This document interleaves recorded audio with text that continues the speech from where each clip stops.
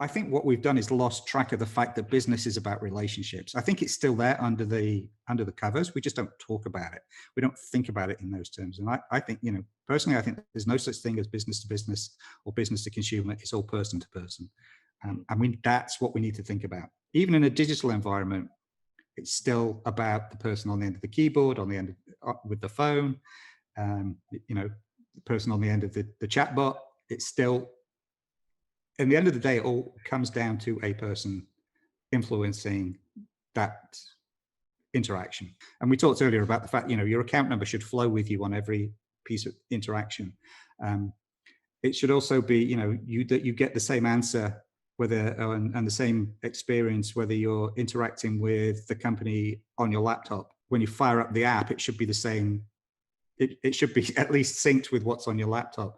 It should know that if you got partway through the process on your laptop and you got interrupted, and then you were in Starbucks later and you thought, oh, I need to go finish booking that flight. You pull up the app and it knows that you're partway through booking that flight, instead of it, closing down and you're having to start from zero again. Things like that. It should also know who you are, what you bought in the past. I mean, again, that's one of the things that really bugs me is the companies that I deal with a lot. It's like every single transaction is a first date, and it shouldn't be a first date if I've actually already bought things from you over and over a period of time. You should know that. You should know whether I've had a good experience with you in the past or not. It shouldn't be that every single time I talk to you, it's like you don't know me. One of the reasons I love going to my local diner in Austin is they know who I am. I know all the staff. When Jill and I sit down, we don't have to order our breakfast, right? They know we come in every Saturday morning. They know what we order. Sounds a bit boring, but we have the same thing generally. If we change our order, it's chaos. It's like Cheers, where everybody knows your name. It's the neighborhood bar thing. Really, when I'm dealing with a company, that's the same thing. There's a reason I go back to my local diner, is because they do know who I am. We do know the staff. They know what we buy all the time. We have a great interaction. It should be the same in a digital environment. It shouldn't be that I just walk into a store and they don't know, they treat me like they don't know who I am.